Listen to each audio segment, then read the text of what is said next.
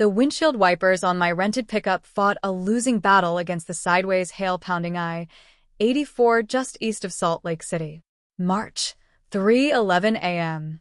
I had just wired the last $5,200 I owned, every cent of the emergency fund I'd hidden from myself, so my entire family could fly first class to Cabo for Olivia's cliffside wedding.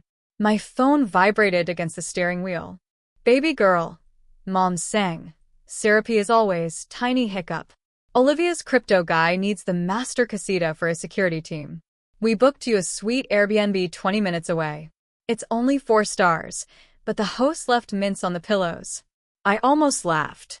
20 minutes in Cabo traffic is an hour and a half. "And the flights?" I asked. "Oh." Isla's lighting looked tragic in economy. I bumped her to the pods with the massage seats. "You'll find deals in your sleep, Lennon. You'll be fine." The call ended. The hail kept falling.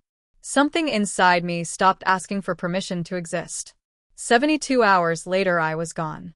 I quit my senior analyst job at a Denver freight brokerage with no notice, sold my furniture on Craigslist for whatever cash people had in my driveway at midnight were willing to stuff in my hand, and bought the cheapest one-way ticket I could find that landed outside Derek Caldwell's 5-year non-compete zone. Auckland, New Zealand. I left one breadcrumb, a single monthly email that lands like clockwork. Still breathing. Still choosing me. Stop searching. While I vanished, the dominoes back home fell exactly as I knew they would. Dad couldn't file taxes without me. He'd never learned where I kept the TurboTax login. Mom's iCloud locked her out because the recovery code went to my dead number. Olivia's wedding florist delivered carnations dyed the wrong shade of coral because no one else had ever read the mood board. Isla's follower count cratered once the private jet filters disappeared. 14 months later, I was running a quiet but stupidly profitable Kashmir Amarino co-op out of Wanaka, banking mid-7 figures, and drinking flat whites on a deck that looked like a Windows wallpaper. That's when Mara Langford, think Anna Wintour but for shipping containers, tracked me down. "I need someone who can weaponize supply chains," she said over terrible hotel Wi-Fi. Global head of emerging markets. Denver HQ, 700K base, equity that actually matters, and a passport stamped wherever you want. Fly home tomorrow. I landed back in the States, wearing boots that cost more than my mother's mortgage payment, and still didn't tell a soul. Derek Caldwell, my old boss, found out anyway. He'd just lost 3 Trans-Pacific contracts to Mara's company in 90 days. So he did what petty men do. He found Isla, now bartending, cards cut off, ego bruised, and paid her 20 grand in cash to hand over proof I'd stolen client lists. The forged screenshots were almost art. Almost. I spent one weekend with a former NSA friend's favors and turned his ambush into a kill shot. The boardroom takedown lasted 11 minutes. I showed the real server logs proving Derek had planted every fake file himself. Then I played the body cam clip U.S. Customs sent me that morning, his agricultural machinery containers in Long Beach stuffed with counterfeit Patagonia jackets.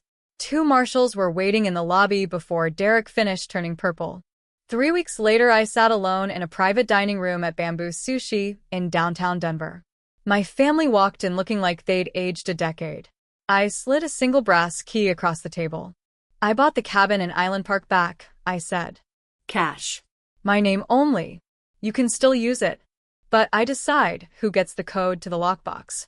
Isla, you're permanently uninvited until you wire me the $44,000 you owe, the DUI lawyer I paid to keep you out of jail, plus Derek's blood money, and 4 years of interest."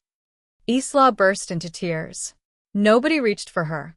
Mom's voice cracked. "How do we fix us?" I stood, already late for flight to Singapore. "You don't. I'm not broken anymore." I left $300 bills under the water glass and walked out into the mountain air that finally smelled like freedom instead of obligation. Now I'm 31, somewhere over the Pacific in seat 1K, sipping sake while Tokyo glitters on the horizon. My phone lights up one last time before I switch it off. "Mom, happy birthday, Lennon. We love you. We're so sorry." I read it once. Then I type 6 words, hit send, and turn the screen face down.